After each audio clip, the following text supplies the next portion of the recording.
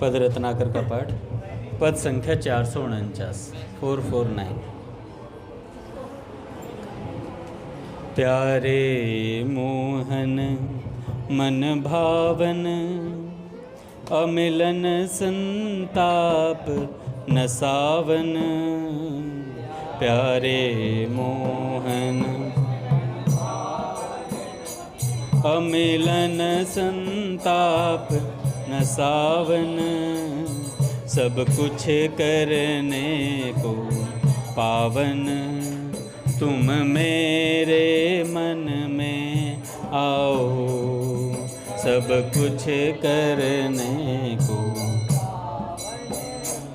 तुम मेरे मन में आओ, यह नित्य तुम्हारा घर है, इसमें न कहीं कुछ पर है।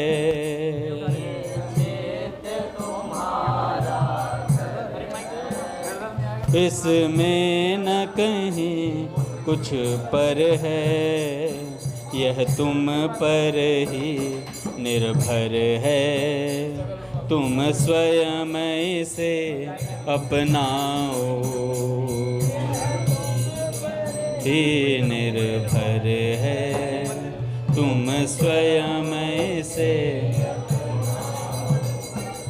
तुम हटो न इससे पल भर, खेलो तुम इसमें खुल कर।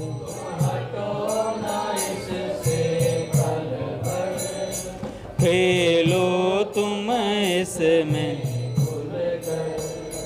नाचो गाओ घुल मिल कर, इसको रस धाम बनाओ। नाचो गाओ घुल, इसको रस धाम। जब सारे वस्तु तुम्हारी, मैं भी न कभी कुछ न्यारी। जब सारी वस्तु तुम्हारी, मैं भी न कभी कुछ न्यारी। क्या करूं पृथक तैयारी, यह तुम ही मुझे बताओ। क्या करूं पृथक तैयारी, यह तुम ही मुझे बताओ। तुम मेरे तन मन धन हो, तुम मेरे शुचि जीवन हो।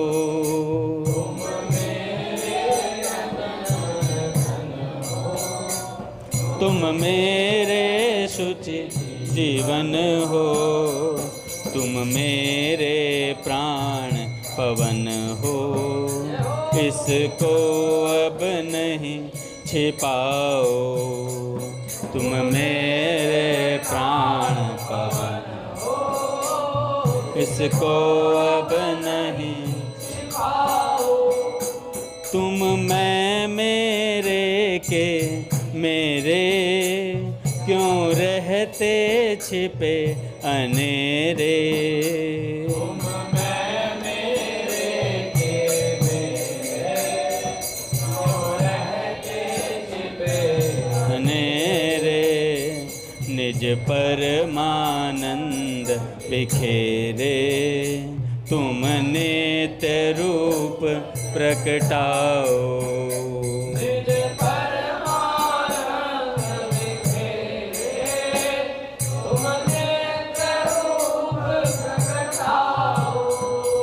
राधा राधा राधा राधा राधा राधा,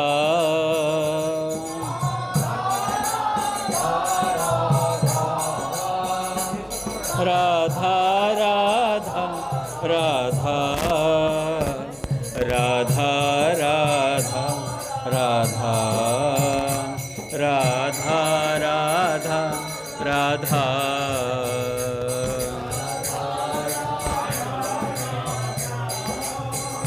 राधा राधा राधा। बोले राधा माधव सरकार की जय। पूज्य श्री भाई जी महाराज की जय। पूज्य श्री राधा बाबा की जय। पूज्या मैया की जय। अपने प्यारे भैया की जय। पूज्य दादा की जय। भक्तवत्सल भगवान की जय। हरि बोल। बड़े सौभाग्य का क्षण है कि आज भी हमें सत्संग और कीर्तन का परम लाभ प्राप्त हो रहा है। पहले पूज्य सेठ जी का विचार, उसके बाद एक भक्त चरित्र।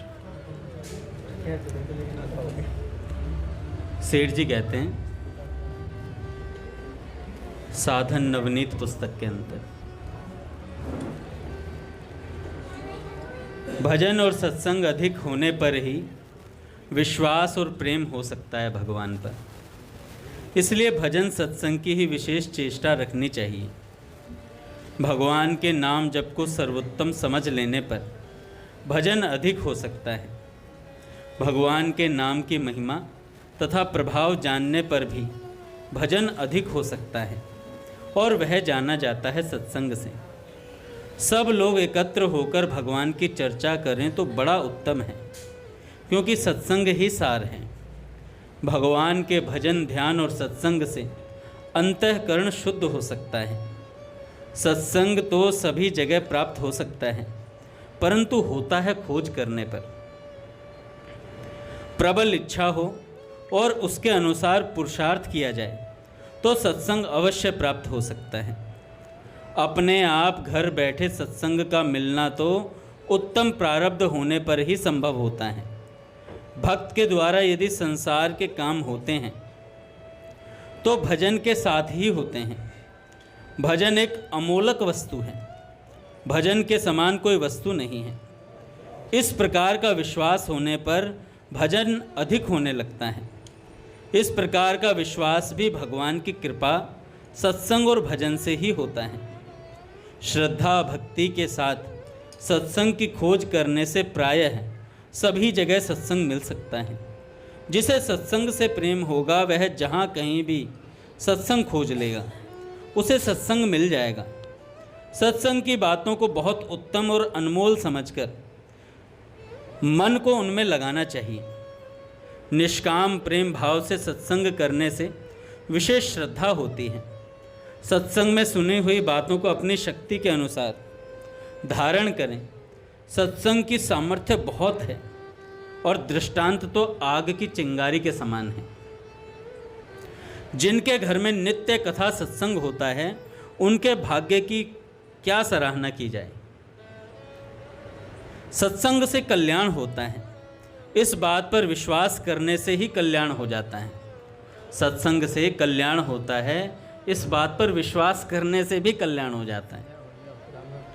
सत्संग तो महीने भर के लिए भले ही ना हो, परंतु सत्संग में प्रेम होना चाहिए साधक का। मान लो किसी कारणवश उसे महीने भर सत्संग नहीं मिला, पर उसका प्रेम होना चाहिए, आसक्ति होनी चाहिए उसकी सत्संग में। यदि श्रद्धा और प्रेम है तो एक पल का सत्संग भी बहुत होता है। एक घड़ी आधी में पुनियाद, तुलसी संगत साध की, हरे कोटि अपराध। खूब उत्कंठा रखते हुए ही सत्संग करना चाहिए। यदि सत्संग में दूसरों को भेजने के लिए स्वयं सत्संग छोड़ना पड़े तो उत्कंठा रखते हुए सत्संग के त्याग में हर्जा नहीं है। अगर मान लो किसी को सत्संग में भेजना है और हमारा सत्संग छूट रहा है आज का, तो इसमें कोई हर्जा नहीं है। पर सेठ जी कहते हैं हमारी आसक्ति ना हटे सत्संग से पर। किंतु सत्संग में दूसरों को भेजकर आप सत्संग की उत्कंठा छोड़ दें तथा साधन ढीला कर दें तो हर्जा है, तथा दूसरे जिसको भेजें उसको इतना फायदा नहीं समझे तो अपना जाना ही ठीक है भैया, फिर तो अपना ही जाना ठीक है। सत्संग करने के समय बड़ा आनंद आता है, अश्रुपात भी होता है और बारंबार रोमांच होता है।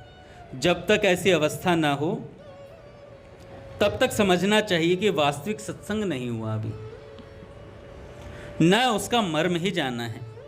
भजन सत्संग रूपी औषधि का बहुत दिनों तक सेवन करने से जन्म मरण रूपी कठिन भवरोग अवश्य ही नष्ट हो जाता है। भगवान के नाम का जप और स्मरण अधिक होने का उपाय सत्संग है। सत्संग करने और भगवान के गुणानुवाद पढ़ने से, भगवान में श्रद्धा होकर भगवान का स्मरण अधिक रहने से पापों का नाश होकर पूर्ण प्रेम हो जाता है भगवान में।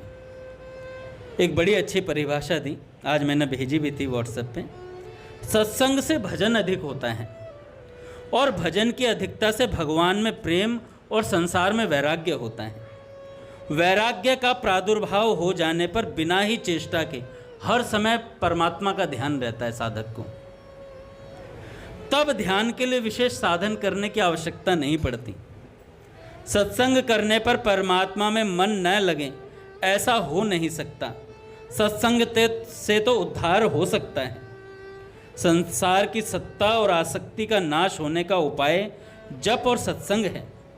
सत्संग में श्रद्धा हो तो थोड़े से संग से ही भगवत प्राप्ति हो सकती है।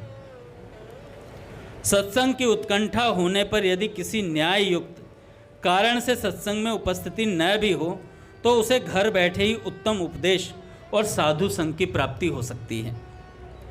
भगवत प्राप्ति के लिए यदि सत्संग की विशेष उत्कंठा हो जाए तो संभव है स्वयं भगवान साधु वेश में उसके पास आ जाएं। अतः भजन ध्यान और सत्संग की विशेष उत्कंठा रखनी चाहिए। कई आदमी यह बात मन में रखते हैं कि महापुरुष के संग से ही उद्धार हो जाएगा और कोई साधन करने की विशेष आवश्यकता नहीं है। उनका यह मानना युक्ति संगत नहीं है, क्योंकि जिस सत्संग की यह महिमा है, जिस सत्संग के करने से उद्धार हो जाएगा, उसका फल यह थोड़े ही है कि साधन कम हो जाए, कि साधन कम हो जाए। सत्संग से तो साधन तेज होना चाहिए साधक का। भाई महापुरुष के संग में रह रहे हैं तो उत्कंठा और बढ़नी चाहिए, ढिलाई ना आने पाए। अगर ढिलाई आ रही है तो महापुरुष का संग किया नहीं गया, महापुरुष का संग किया नहीं गया। एक बहुत विलक्षण महापुरुष का चरित्र मैं आजकल पढ़ रहा हूँ, अपने बंका जी का। उनकी जैसी निष्ठा बाबूजी में रही, उनके सत्संग के प्रति रही, देखने लायक थी महाराज। ये जितना सत्संग हम सुनते हैं ना टेप रिकॉर्डर में बाबूजी की वाणी है, ये उनकी कृपा है हमारे ऊपर। एक चद्दर में छिपा करके, मोटे से चद्दर में छिपा करके बाबूजी से बचते हुए, और बैठना आगे ही होता था क्योंकि आवाज़ क्लियर आनी चाहिए। तो ऐसी जगह बैठते थे जिससे बाबूजी को पता ना चले और रिकॉर्डिंग भी हो जाए। अच्छा, ये प्रकल्प चलाया था सावित्री बाई जी ने। उन्होंने कहा था कि भाई कोई सत्संग रिकॉर्ड कर सकता है बाबूजी का, अगर बाबूजी को पता चल गया तो उसका त्याग हो जाएगा। फिर बोलते थे माइक पर, रिकॉर्डिंग नहीं करने देते थे बाबूजी, अलाउड नहीं थे। नहीं, बाबूजी तो बाद में बेशक हुआ, लेकिन बंका जी ने जितनी, बाबूजी ने भी मना करा हुआ था, बाबूजी को प्रिय ही नहीं था कि कोई रिकॉर्डिंग करे। तो सावित्री बाई जी ने कहा कि कौन रिकॉर्डिंग करेगा, तो बंका जी आए, कह रहे मैं लूँगा सारा आरोप। त्यागेंगे बाबूजी तो मुझे त्याग देंगे, और मुझे वो त्याग सकते नहीं क्योंकि बाबूजी इतना प्रेम करते थे उनसे। तो उन्होंने कहा मैं देख लूँगा, मैं चद्दर में लपेट लूँगा, और बाई से कह दिया कि मैं आपका नाम भी नहीं लूँगा अगर पकड़ा गया तो टेप रिकॉर्डर लेकर एक चद्दर में ओढ़ करके और सबसे आगे साइड में मतलब बैठते और पूरा सत्संग रिकॉर्ड करते। ऐसा उनका जीवन रहा भैया। आज भी एक सज्जन हुए रूंगटा जी, जिन्होंने राधाष्टमी का वो देखते हैं ना, वो जो डिज़ाइन हो रखा है, जो डिज़ाइन जो बना हुआ है प्रसूति गृह का, वो जो डिज़ाइन है वो उनका बनाया हुआ है। वो रूंगटा जी सत्संग कैसे सुनते हैं? बाबूजी के टेप रिकॉर्डर को आसन लगा करके उसके ऊपर पधरा करके तब सामने बैठ करके सत्संग सुनते हैं। उनसे पूछा गया ऐसा क्यों करते? कह रहे बाबूजी की वाणी साक्षात बाबूजी हैं, साक्षात बाबूजी हैं, इस भाव से सत्संग सुनते थे।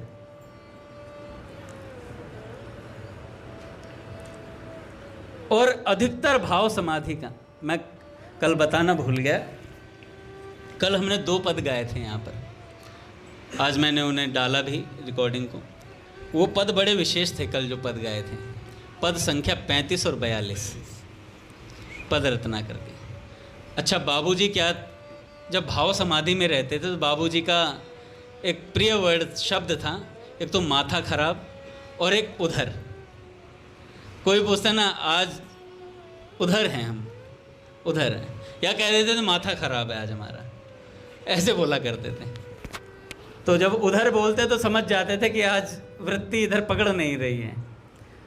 पर बाबूजी सारे सार्वजनिक कार्यों के प्रति बड़े सजग रहते थे। एक बार गीता प्रेस का कुछ कार्य था और बाबूजी ने बंका जी से कहा कि गीता प्रेस चलना है, वहाँ के ट्रस्टियों को कुछ बात बतानी है, कुछ सलाह मशवरा करना है, पर मेरी वृत्ति पकड़ नहीं रही है इस धरातल को। अब मुझे लेकर भी चलना पड़ेगा तुम्हें, और अब देख लो तुम्हें कैसा करना है। तो जब पावन कक्ष की सीढ़ियाँ उतरते हैं ना, काका वो उतरने ही लगे थे तभी फिर वापस चित्त उधर चला गया। अब बाबूजी को ये नहीं पता कि चरण रखना किधर है, और बंका जी के हाथ में इतना सामान था कि वो सामान उठाए या बाबूजी को लेकर के नीचे उतरे। बाबूजी ने कह दिया मुझे नहीं पता कैसे गाड़ी में बिठाओगे, तुम्हें बिठाना है। तो बंका जी ने इतनी सावधानी से सारी चीज़ें करी, बड़े ध्यान से। जब बंका जी यूँ देखते रहते, बाबूजी अब रखो पाँव, फिर बाबूजी पकड़ते, अपनी वृत्ति को वापस इधर खींच के लाते, फिर एक चरण उतारते। ऐसे कर करके तब गाड़ी में बाबूजी को बिठाया और पीछे सीट पर बिठा दिया। अब बीच में एक एक्सीडेंट भी हुआ, बहुत तेज़ी से गाड़ी रुकी तो सारी सीट उथल पुथल हुई। तो बंका जी ने सब कुछ छोड़कर बाबूजी को संभाला कि बाबूजी का माथा ना लगे सीट पर, कहीं चोट ना आ जाए बाबूजी को। और जब संभाला तो बंका जी विचार कर रहे हैं गाड़ी में कि मेरा कैसा परम सौभाग्य है कि अष्ट सात्विक भाव में स्थित महापुरुष का संग मुझे निरंतर प्राप्त है। निरंतर उन्हें संग प्राप्त था। एक बिल्ली के बच्चे की दुर्घटना मैंने बताई हुई है, कैसे बिल्ली का बच्चा बाबूजी की गोद में खेल रहा था।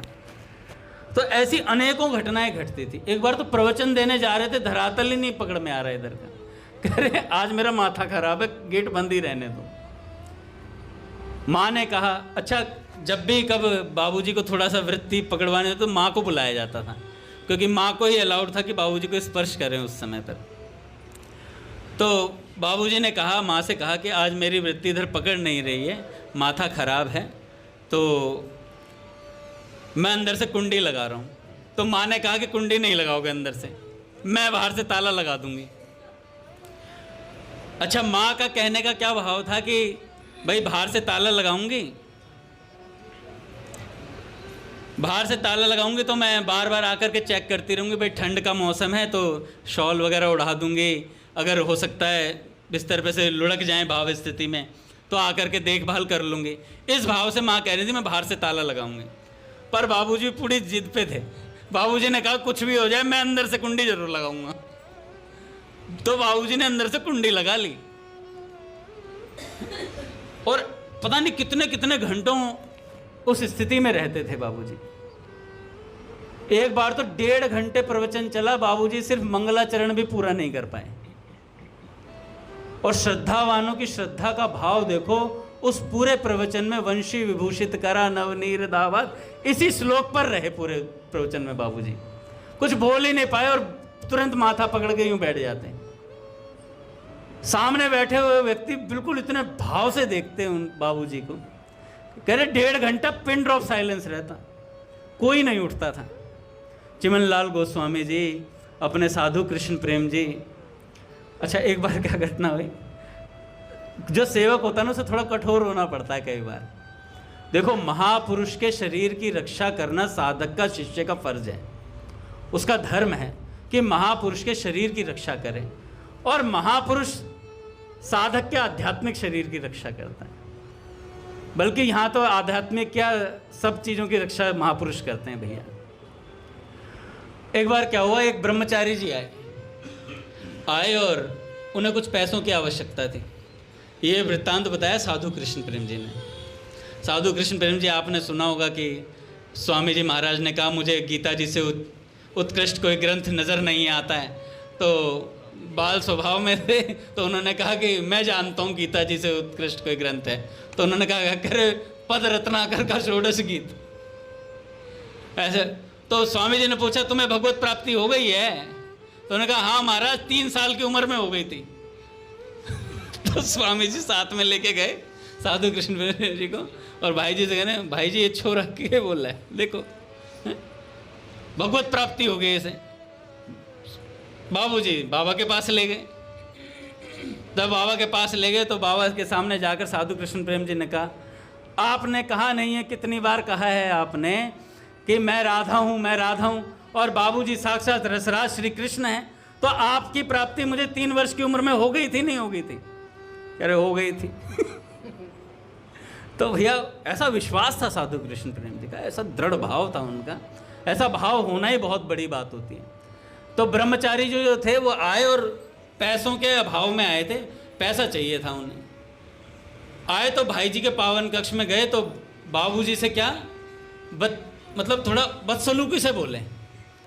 अच्छा ये दृश्य देख रहे थे साधु कृष्ण प्रेम जी। साधु कृष्ण प्रेम जी कह रहे मेरा दिल तो ऐसा कर रहा था इतना मारूं इसे, इतना मारूं, इसका ब्रह्मचारीपन निकाल दूंगा मैं आज से, कुछ भी हो जाए इसे तोड़ूंगा, इसे आन दो इधर नीचे की तरफ, इसे नीचे आने दो। एक ब्रह्मचारी जी थे, जोधपुर से आए थे, ब्रह्मचारी थे। पहले मैं सोचा था प्रभुदत्त ब्रह्मचारी जी, मैं भी वो चक्कर रह गया था, मैंने ऐसा कैसे बोल सकते हैं, लेकिन वो ब्रह्मचारी जी थे, कोई जोधपुर के थे। तो आए तो बाबूजी से पैसा मांगने लगे, तो पैसे के लिए शायद बाबूजी ने मना कर दिया। बाबूजी ने कहा अभी मेरे पास व्यवस्था नहीं है। तो उन्होंने उल जलूल बोलना शुरू कर दिया, तुम पर व्यवस्था है फिर भी तुम देना नहीं चाहते हो, चिल्ला चिल्ला के बोलना शुरू कर दिया। अब साधु कृष्ण प्रेम जी नीचे ही सुन रहे थे, उन्हें आवाज़ आ रही थी, कह रहे आन दो इसे नीचे, इसकी फिटनेस मैं बनाऊंगा। और खूब क्रोध में थे। तो साधु कृष्ण प्रेम जी कहते हैं कि पौदार महाराज इतने दयालु थे कि उन्होंने मुझे अपराध से बचाने के लिए मेरे मन की बात जान ली कि मैं क्या करने जा रहा हूं अभी। तो उन ब्रह्मचारी जी के उतरने से पहले बाबूजी उतर करके आए नीचे, और आकर सीधा मेरे पास आकर के कहते हैं, मारवाड़ी में कहने लगे, भाया तू क्यों अपने पे पेट्रोल छिड़क रहा है? भाई वो साक्षात श्री कृष्ण है, मुझसे बात कर रहे हैं, मुझसे कोई साधारण व्यक्ति बात कर सकता है क्या? साक्षात श्री कृष्ण मेरे से बात कर रहे हैं, मुझसे कुछ कह रहे हैं, तू क्यों पेट्रोल छिड़क रहा है अपने ऊपर? तो साधु कृष्ण प्रेम जी कह रहे ऐसा पोद्दार जी का हृदय था, वो मन की बात पढ़ लेते थे कि क्या जीव करने जा रहा है, क्या अपराध बनने जा रहा है उससे, हैं? हाँ, रियाज अहमद अंसारी जो थे आत्महत्या करने जा रहे थे, उनके मन की बात पढ़ लेते। ये अंतर्यामित्व आ जाता है भैया महापुरुषों में धीरे धीरे, क्योंकि भगवान के गुण सारे संत में उतर आते हैं भैया। इसीलिए तो भक्त भक्ति भगवंत गुरु चतुर नाम वपु एक। भगवान की कृपा में आहा, कृपा है भैया साक्षात। मैं तो साधु कृष्ण प्रेम जी को बहुत सुनता हूँ। इतना अच्छा लगता है, क्योंकि वो मेरा विषय भी है, क्योंकि पद रत्नाकर की महिमा पर ही बोलते हैं वो। जब भी बोलते हैं, जब भी बोला उन्होंने पद रत्नाकर की महिमा, बाबूजी के एक एक पद का व्याख्यान दिया उन्होंने। नशा था उन्हें पद रत्नाकर का, ऐसा भाव रहा सदा उनके मन में। और कहते हैं बाबूजी और बाबा को जो भेद समझता है ना, वो महामूर्ख है। हो जाता है कई बाबूजी श्रेष्ठ हैं, बाबा श्रेष्ठ हैं, ऐसे भी भाव हो जाते थे कई। तो गीता वाटिका में रहने नहीं दिया, गीता वाटिका में उनको किसी ने, क्योंकि वो खुला बोलते थे, शेर की तरह दहाड़ते थे वो भी। तो भैया महापुरुषों के पास रहने से एक तो श्रद्धा, साधन, सब चीज अपने आप बढ़ती है। अगर वो सच में सत्संग कर रहा है, और महापुरुषों के पास रहने से अगर सत्संग नहीं बढ़ रहा, साधना नहीं बढ़ रही है, निठल्लापन आ रहा है, तो इसका मतलब महात्मा का संग किया नहीं जा रहा है उस भाव से जिस भाव से करना चाहिए। सत्पुरुषों का संग अवश्यमेव करने की चेष्टा करनी चाहिए साधक को। मूल्यवान से मूल्यवान काम में ही समय लगाना चाहिए। भजन, ध्यान और सत्संग के समान संसार में कोई भी मूल्यवान पदार्थ नहीं है। मैं 2 पदों के बारे में बताना भूल गया, पद संख्या 35 और 42। अच्छा, बाबूजी निरंतर भाव समाधि में रहते थे, तो एक दिन बंका जी के मन में आई बात कि हमेशा बंका जी के मन में बात रहती है कि भाव समाधि होती क्या है, इतने इतने घंटे व्यक्ति कौन सी क्या सोचता क्या है वो, ये उनके मन में दिमाग में रहता, ये माथा खराबी वस्तु है क्या। पूज्य दादा को प्रणाम।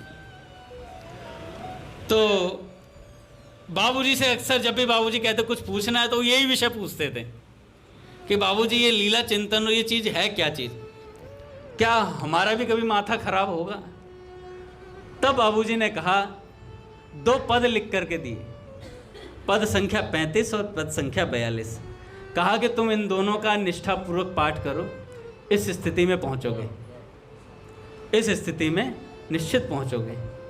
और उसके अंदर पूरा गोपी भाव किस प्रकार से प्राप्त होता है उन दोनों पदों में है, पद संख्या 35 और 42। तब से उन्होंने फिर वो साधना शुरू करी, उन 2 पदों का नित्य पाठ करना शुरू किया, उसके अनुसार अपना जीवन बनाना शुरू किया। आगे बंका जी ने लीलावली और लीला चिंतन के ग्रंथ को लिखा, बहुत सुंदर पद। और ये महापुरुष युक्तियां बताते हैं भैया, किसी किसी को लिख कर देते, जैसे हम भैया के पास रहते हैं ना, कभी भैया का जीवन चरित्र लिखा जाएगा तो प्रहलाद जी बताएंगे मुझे भैया ने ये सूत्र बताया था भगवान की प्राप्ति का, काका बताएंगे, रामकृष्ण प्रभु बताएंगे, जो पास रहते हैं वो हमें बताएंगे, हम पुस्तकों में लिखेंगे और फिर पुस्तकें पढ़ के हाँ ऐसा भी था, ऐसा भी था, ऐसा भी हो सकता है। ये सब बातें पुस्तकों में पढ़ने में मजा आता है, बाद में आदत हो गई है हमें। इतने अब बाबूजी की महिमा बाबूजी के समय रहते हुए नहीं जान पाए लोग, बाबा नहीं होते तो बाबूजी को कोई पहचान ही नहीं पाता। तो ये सब युक्तियां जो संतों के पास रहते हैं उन्हें पता चलती हैं धीरे धीरे। अपनी डायरी में नोट कर लिया करो भैया, पट खुलेंगे महाराज। श्री राम जय राम, जय जय राम, जय जय राम, श्री राम जय राम, जय जय राम,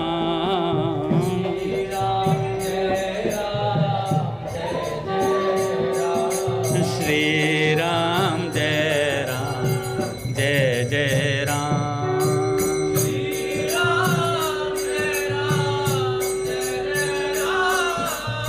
श्री राम जय राम, जय जय राम,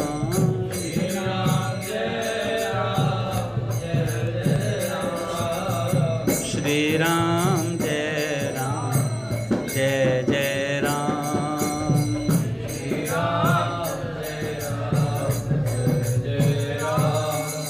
जय जय श्यामा, जय जय श्याम,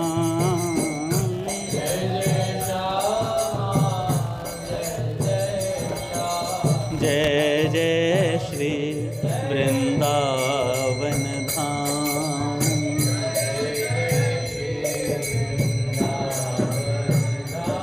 बोलिए राधा माधव सरकार की जय। तो महापुरुषों का संग दुर्लभ है, अगम्य है और अमोघ है, बड़ी मुश्किल से मिलता है। प्रत्यक्ष में कोई महापुरुष ना दिखाई दे, समझ में ना आए तो पुस्तकों का संग करना चाहिए, महापुरुषों के चरित्रों को पढ़ना चाहिए।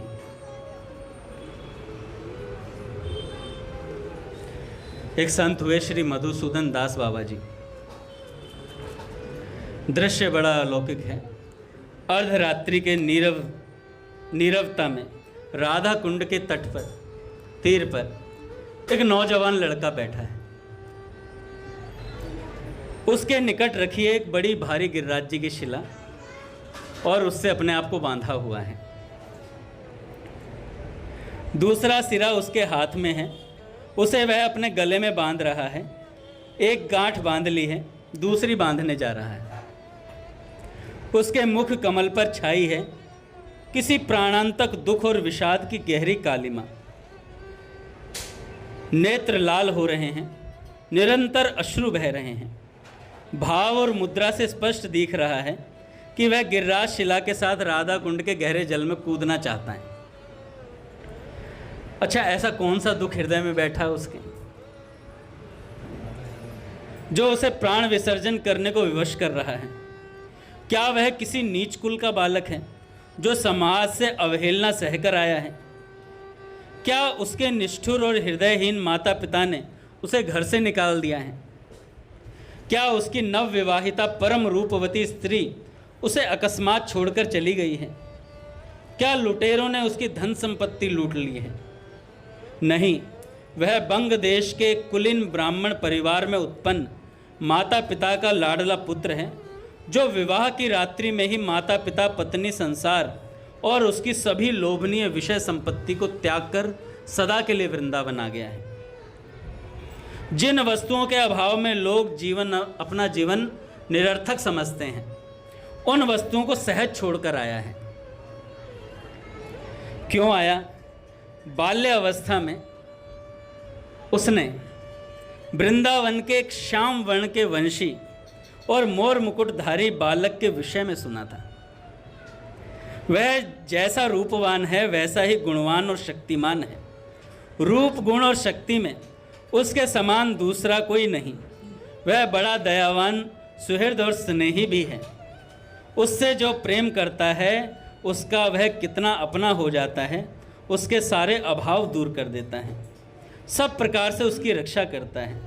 कल ग्रुप पर किसी ने मैसेज डाला था नारदे निकुंज वार्ता में, अच्छा लगा मुझे बहुत, क्योंकि उन्होंने रूप गोस्वामी जी के एक श्लोक के अर्थ को नारदे निकुंज के अर्थ में घटित किया था। जैसे कहते हैं रूप गोस्वामी पाद कहते हैं कि अगर जीवन चाहते हो, घर बार चलाना चाहते हो, तो केसी घाट के श्री कृष्ण से मत मिल लेना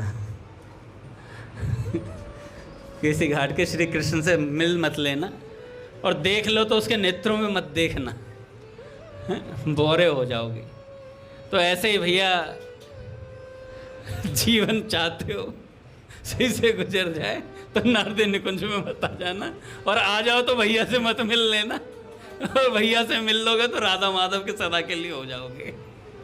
तो बहुत विलक्षण भाव था। होता भी ऐसा ही है भैया। हमें ऐसा लगता है कि हम सब कुछ जी रहे हैं, हम जी नहीं रहे हैं। जब श्री कृष्ण जीवन में आ जाते हैं तो सब चीज़ों का हरण कर लेते हैं। एक श्लोक है बाबा जिसमें ये अर्थ लगाया जाता है कि श्री कृष्ण जिसके जीवन में आते हैं उसकी धन संपदा को हर लेते हैं। पूज्य प्रेमानंद जी महाराज ने भी इसका अर्थ बताया था। उन्होंने कहा था कि धन हरण का मतलब ये नहीं है कि तुम्हारे जीवन से धन और घर वर लूट के ले जाएंगे। इसका अर्थ है उससे आसक्ति छुड़ा देते हैं, उससे आसक्ति छुड़ा देते हैं। श्री कृष्ण में आसक्ति हो जाती है, फिर भगवान के हम सदा के लिए हो जाते हैं।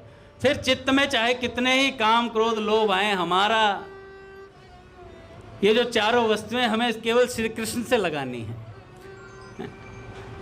क्रोध करनो हो तो प्राण धन जीवन सो, रूसनो हो तो उनसो रूसे।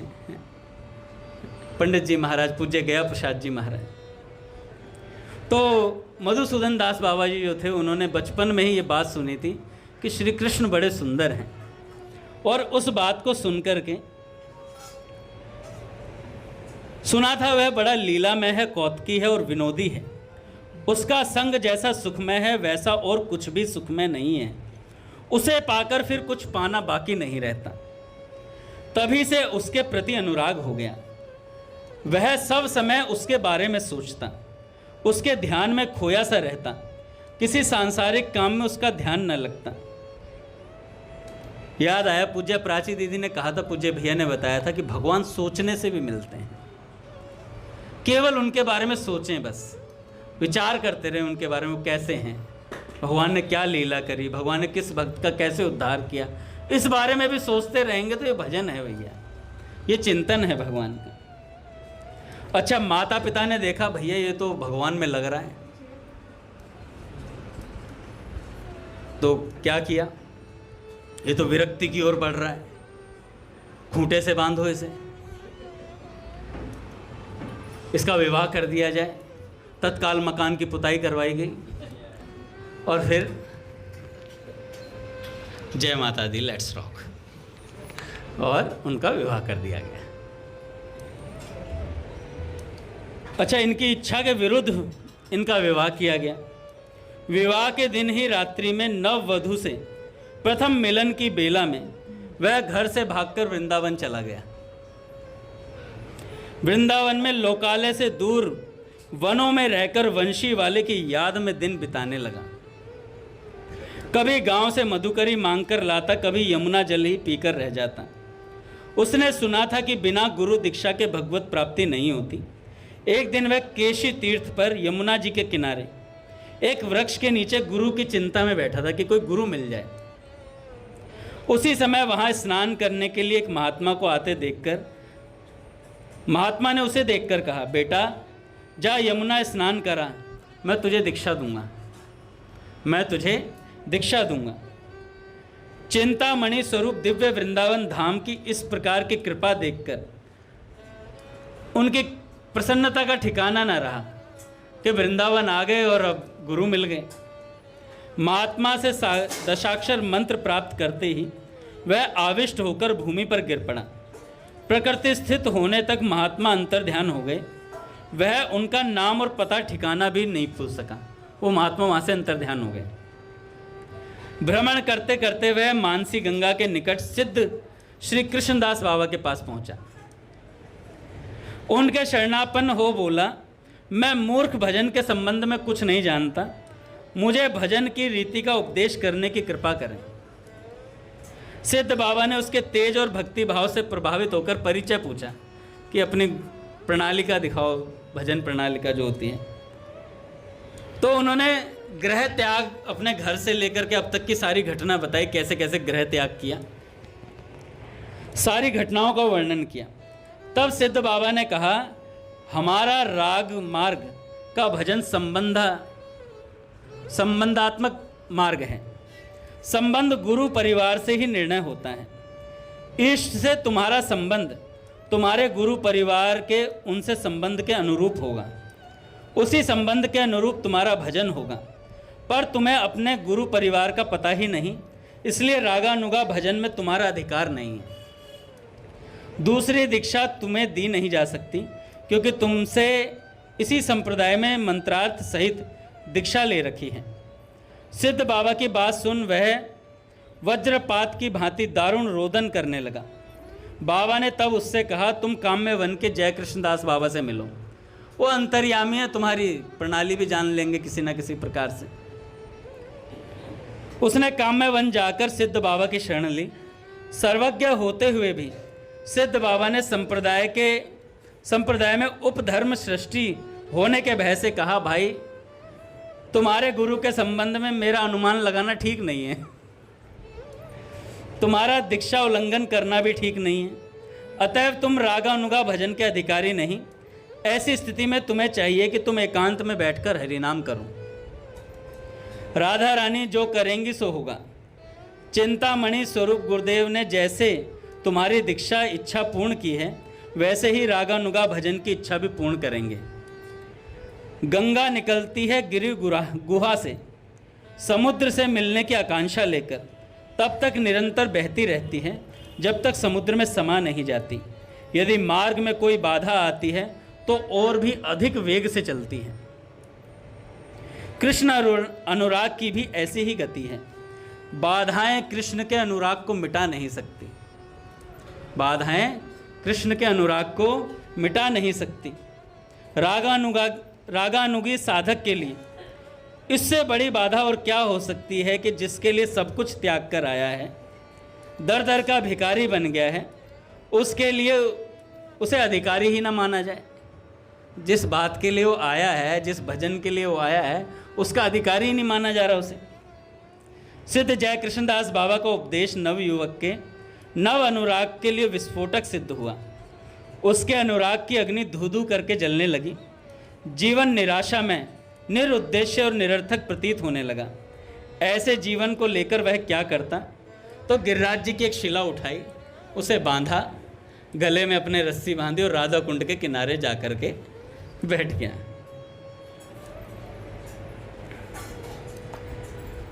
जाने कब तक पड़ा रहा, संज्ञा आने पर उसने देखा, कूद गया गिरिराज जी की शिला लेकर के राधा कुंड में। हम मत कूद जाना भैया, कोई कहे अंगद जी ने कथा में बताया था, राधा कुंड में शिला लेकर कूदने से राधा रानी प्रकट होकर बाहर निकालती हैं। पता चला 9-10 तारीख को वृंदावन गए, पहले तो दादा ही पीटेंगे उसे। उसका भजन का भूत उतारा जाएगा पहले। तो भैया ऐसा ना करें कि राधा कुंड पे जाएं, हम ढूंढ रहे हैं बच्चा गायब है, 40 थे 39 रह गए, एक बंदा कहाँ है? तो एक बंदे को ढूंढा जा रहा हो। अब कहेंगे फिर क्यों सुना रहे हो चरित्र, जब अनुकरण ने भजन की तितिक्षा सीखनी चाहिए, है ना। भजन के प्रति कैसी आसक्ति होनी चाहिए वो सीखना चाहिए इन महापुरुषों से। भैया हम गृहस्थ आश्रम में कोई विरक्त तो है नहीं, विरक्त हो भी नहीं सकते। पूज्य प्रेमानंद जी महाराज कहते ये कोई हलवा नहीं है विरक्ति धारण करना। जितना काम क्रोध मद लोभ तुम्हें नहीं सताता, उससे ज़्यादा सताता है हमें। तुम्हें सताता है तो तुम भोग लेते हो, बढ़िया बढ़िया पदार्थ खा लेते हो। हमें सताता है तो हम उसे सहन करते हैं, सहन करते हैं, तब जाकर महात्मापना भीतर उतरता है, तब भगवान से प्रेम होता है जाकर के। हम सहते हैं, तुम बह जाते हो, बस इतना अंतर है। आता दोनों के भीतर है।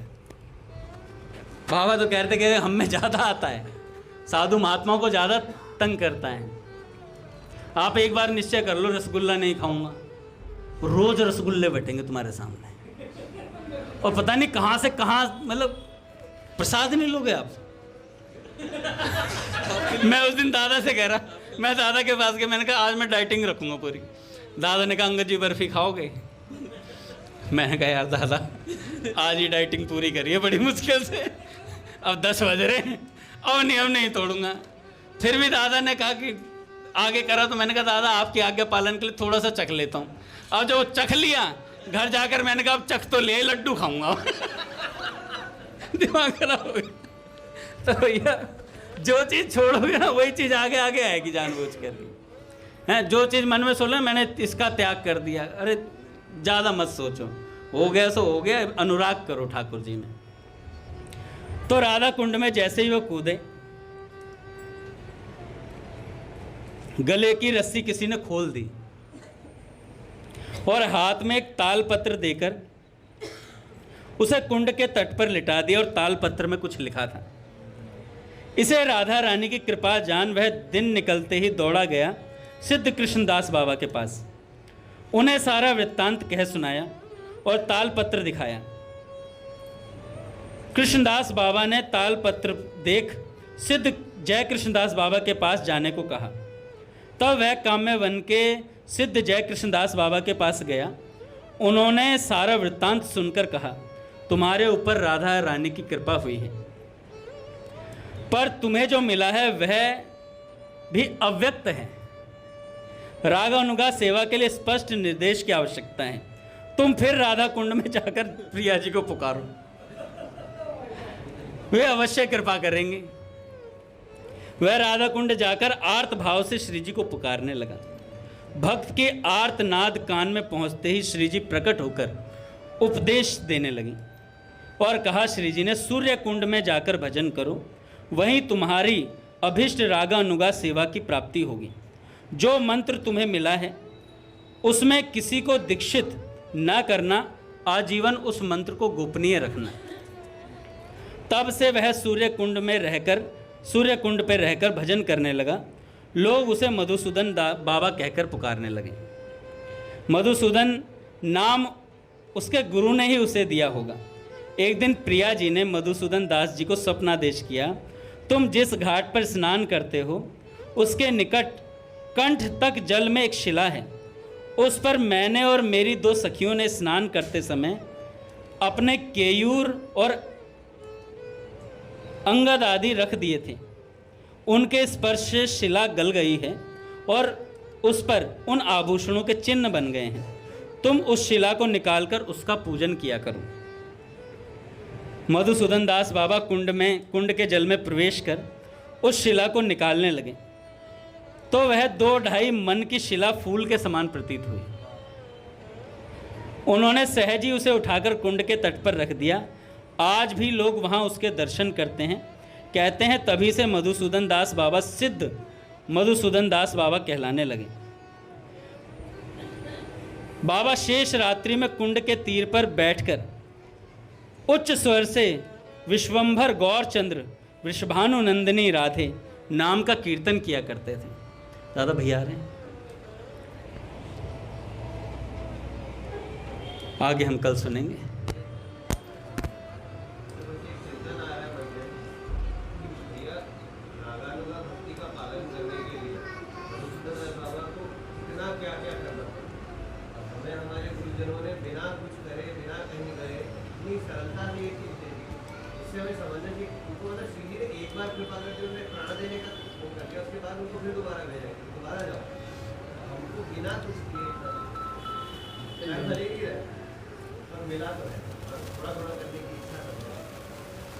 ये समय हो गया है, मैं कल कुछ कहूँगा वरना बच्चे श्राप दे देंगे। बड़ी मुश्किल से मेरी तबीयत ठीक सी लग रही है मुझे और मौसम भी कुछ ऐसा ही चल रहा है।